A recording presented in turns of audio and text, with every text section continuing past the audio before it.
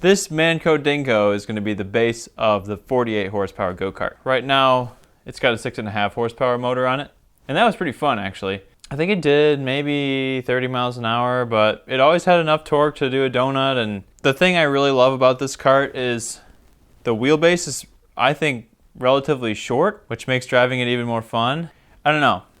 I see a lot of other karts these days where they're more of a spread out stance, and I really like how this one feels like it's really tucked in. And it's got nice big balloon back tires with no suspension. I think a lot of karts today that have all the front suspension and the rear suspension are all kind of a little bit overbuilt for my taste. Like, I get that they're fun, but I like it simple, and I like just having nice fat tires as my suspension and everything else just being really rigid. For today's video, I just want to go over and just kind of show you guys the baseline, what we're starting with as far as the kart goes. It's pretty clear what we're starting with as far as the motor goes. The 48 horsepower motor.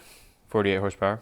Did I say 48 horsepower? I just want to show you guys where we're starting here, just to give you an idea of what I'm thinking as far as how I'm going to rig things up and what improvements I want to make to the frame. And some of this is kind of hilarious, so I just want to show you where it's at right now. So I bought this kart for $175, and it had an old Briggs & Stratton motor on it. I did this engine swap, and then I used the gas tank from the Predator motor for another project, so I ended up just rigging up this helium tank from like a Walmart helium. Like, I think you can buy this helium tank at Walmart. It's okay, I actually will probably still use it. But I do need to remount this gas tank because the plywood that I had on there before is...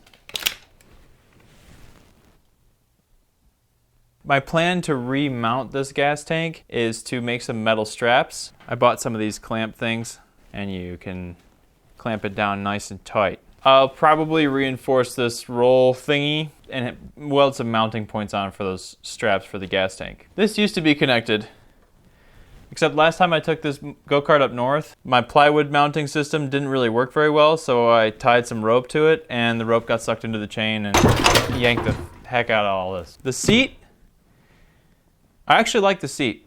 This is the seat from an airport shuttle. It's pretty soft, pretty comfortable. I'm probably just going to leave it. I might do like a little headrest or something. As far as the steering goes, these tie rods have seen better days. I've had to bend them back into shape several times after the wheel hits a tree and the tie rod bends. But I bring a toolkit with me, and a couple times now out in the woods I've just hammered them straight again, and the wheels are relatively aligned. All four tires are almost new. The pedals are pretty janky. They're all kind of blown out, so they wobble a lot. I would like to revisit those, maybe put some different pedals on. I have to decide if I'm going to do clutch pedal or like a hand clutch, or maybe I'll do a shifting pedal down here and a hand clutch.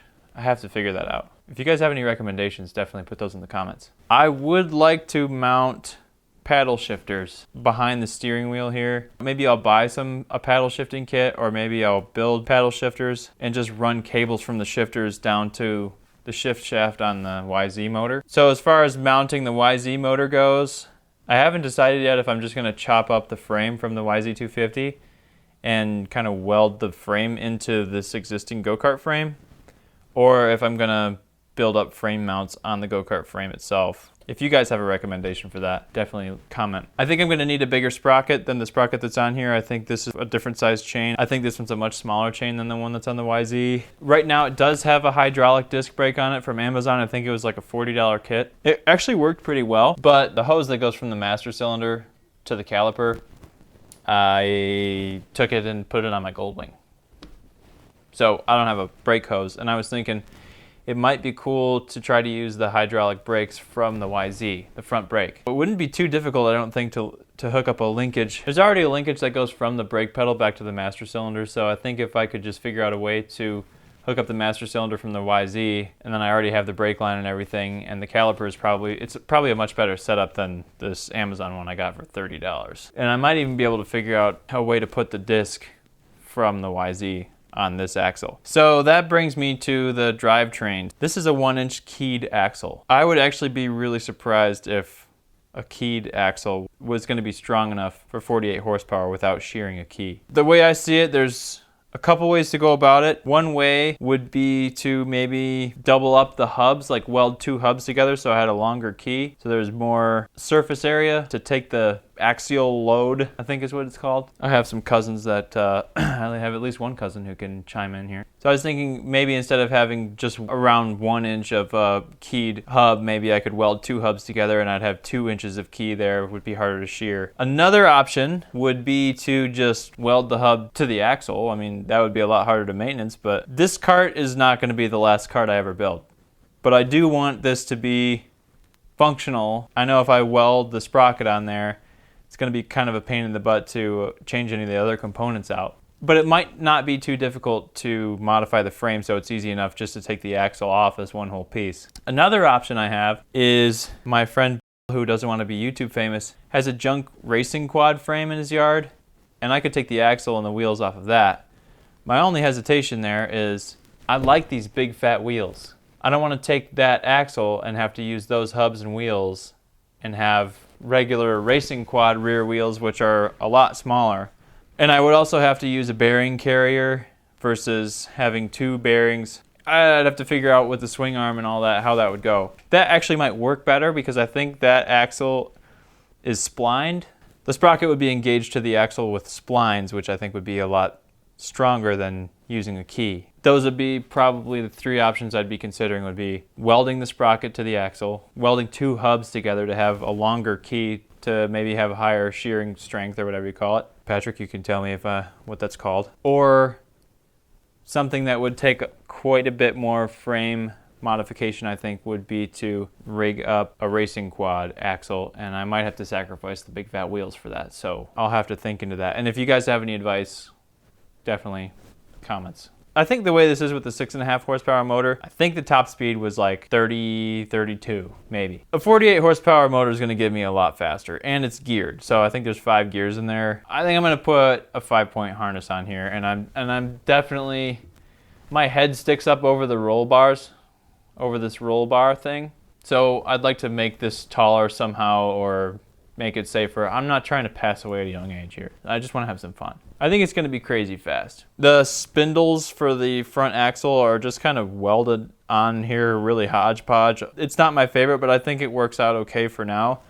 I think what I'm going to do is just get the motor on here, get the drivetrain squared away, try to make it as safe as possible, and then figure out the controls for shifting, and then I'm going to drive it around. I can't wait to feel what it feels like to ride a 48 horsepower go-kart. There's something about go-karts where you just feel like a kid again. I try to explain this to people all the time. I've ridden quads, I've ridden dirt bikes, I've ridden crotch rockets, I've ridden cruiser bikes, I've ridden mini bikes, forklifts. There's nothing that gives you the joy of feeling like a kid again like a go-kart does. And even some go-karts too, like if the go-kart's too big, like a side-by-side, for example. Yeah, it's fun, you can drive it almost anywhere, but there's so much suspension on that thing you barely even feel what you're driving over. This, you're literally like inches off the ground. Everything's just zooming by you, and I don't know how to explain it, but it's like, I feel like a kid when I ride a go-kart.